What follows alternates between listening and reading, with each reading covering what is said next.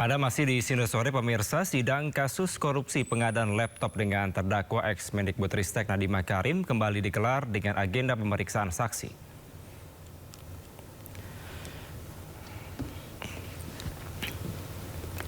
Sidang lanjutan kasus dugaan korupsi pengadaan laptop kembali dilakukan dengan agenda pemeriksaan 8 saksi dari Jaksa Penuntut Umum.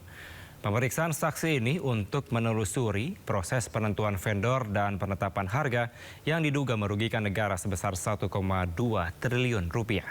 Jaksa Penuntut Umum juga mendalami peran staf khusus dan juga pejabat eselon yang terlibat dalam kebijakan digitalisasi pendidikan periode 2020 hingga 2022.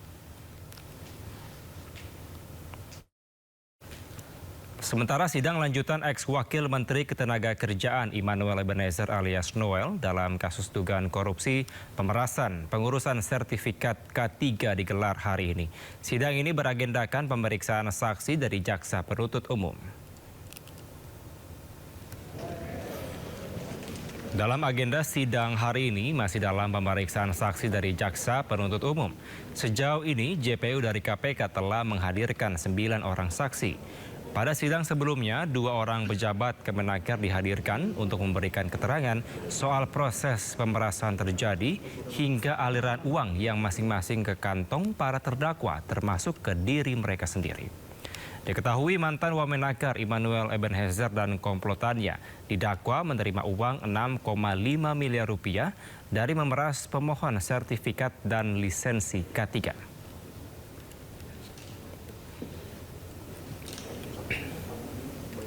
Usai persidangan, Immanuel Ebenezer kembali menyebut perkara yang diorkestrasi oleh KPK terkait dirinya tidaklah ada.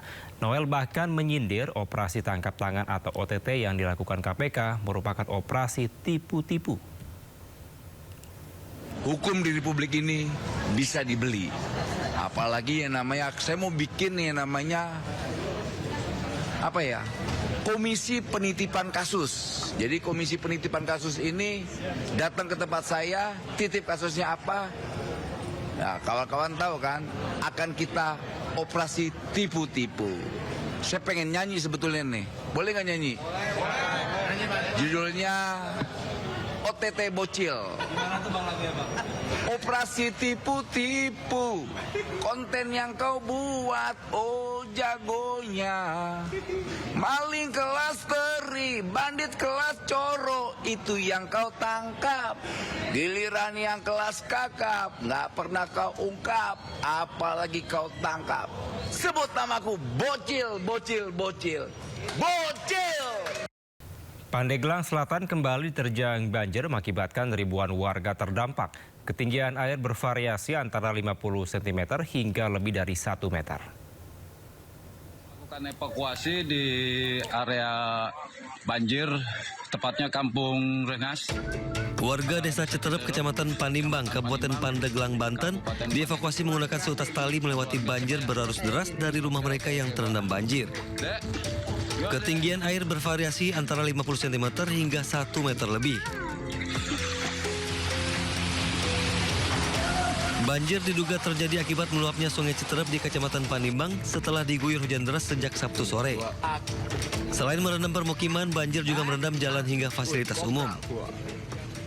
Dan informasi dari 4 kecamatan yang terdampak banjir, diantaranya Kecamatan Patia, Kecamatan Sukaresmi, Kecamatan Panimbang, dan Kabupaten Subang. Dan jumlah keseluruhannya 10 desa dan kurang lebih jumlah jiwanya 1.500 kakak.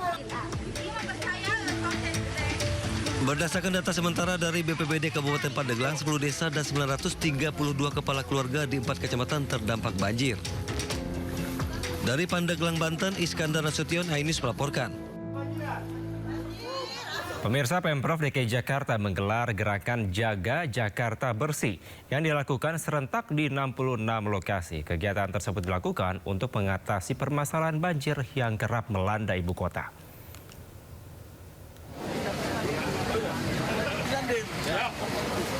jelas itu. Pemerintah Provinsi DKI Jakarta menggelar secara serentak kegiatan Jaga Jakarta Bersih di 66 lokasi di Jakarta. Pemprov DKI Jakarta menerjunkan 171.134 personel gabungan, 60 unit ekskavator, serta 144 dump truck dalam pelaksanaan gerakan Jaga Jakarta Bersih. Gubernur DKI Jakarta Pramono Anung bersama Ketua Umum Palang Merah Indonesia Yusuf Kala meninjau kegiatan Jakarta Bersih di Cawang, Jakarta Timur. Dalam kesempatan tersebut, Pramono Anung sempat berkelakar. Dirinya enggan beraksi masuk ke gorong-gorong dan lebih memilih memaksimalkan fungsi otak dan strategi dalam menyelesaikan persoalan Jakarta. Sehingga pada hari ini sebagai misal ada 60 unit ekskavator yang bergerak, ada 144 dump truck dan juga bekerja di 66 lokasi yang seperti ini. Tadi saya sambil bertanya sama Pak JK, kita ini dibesarkan dalam teknokrasi, pasti Pak JK sama saya nggak mau masuk gorong-gorong. Tapi yang bekerja adalah pikiran dan otak. Pak JK ketawa. Sekali-sekali gubernur masuk gorong-gorong. Saya mau aja Pak, tapi nanti wartawan malah kaget kalau saya masuk gorong-gorong. Sementara itu, ratusan petugas gabungan dari Pemkot, Polres dan Kodim Jakarta Selatan juga dikerahkan untuk membersihkan bantaran Kali Ciliwung, Wali Kota Jakarta Selatan. 2 unit alat berat dikerahkan untuk mengeruk sedimen lumpur yang mengendap di dasar Sungai Ciliwung. Selain Sungai Ciliwung, beberapa kali penghubung juga menjadi target untuk dinormalisasi sebagai antisipasi banjir di Jakarta Selatan. Ya tentunya saya kan udah menginstruksikan sejak bulan lalu ya. Selasa, Jumat, Minggu kerja bakti massal. Sebulan sekali skala besar. Kan kemarin Anda lihat kan, di mana-mana kan media naiknya ke wilayah lain. Selatan boleh dikatakan alhamdulillah, bukan kita bangga, bukan. Artinya yang kita lakukan hasilnya berdampak sekali. Termasuk normalisasi. Dari awal kan kami melakukan 6 bulan lalu kan normalisasi, mengurukan sedimen-sedimen. Gerakan Jakarta Bersih ini bertujuan menciptakan lingkungan yang aman, nyaman dan sehat sekaligus mencegah banjir dan genangan air di wilayah Jakarta. Tim Liputan Ainus melaporkan. Petugas gabungan dari Pangdam Jaya, Polda Metro Jaya dan Pemprov DKI Jakarta serta elemen masyarakat melakukan gerebek sampah di kawasan Danau Sunter Papanggo, Tanjung Priuk, Jakarta Utara. Aksi ini merupakan respon dari perintah Presiden Prabowo Subianto untuk menciptakan lingkungan yang bersih dan asri.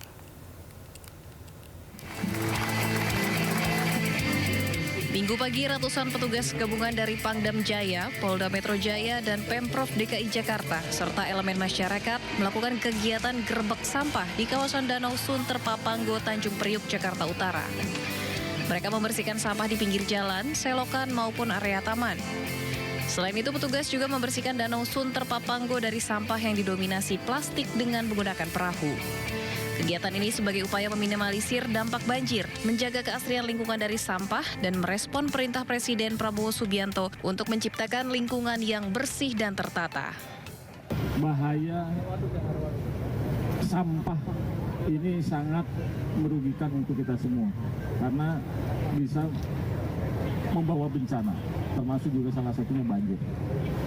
Jadi sesuai dengan petunjuk dari perintah dari Bapak Presiden bahwa kita terus melaksanakan kegiatan pembersihan ini agar menjadi asri. Hari ini bendungan ya termasuk sungai-sungai di beberapa tempat juga sedang kita bersihkan dan mudah-mudahan ke depan walaupun curah hujan tinggi ya kita bisa minimalisir di mana akan terjadinya bencana banjir atau genangan air yang akan mengganggu aktivitas warga masyarakat. Selain di Jakarta Utara, kegiatan gerebek sampah juga dilakukan serentak di 13 titik, yakni Jakarta, Tangerang, Bekasi, dan Depok. Dari Jakarta, Sofyan Firdaus, iNews melaporkan.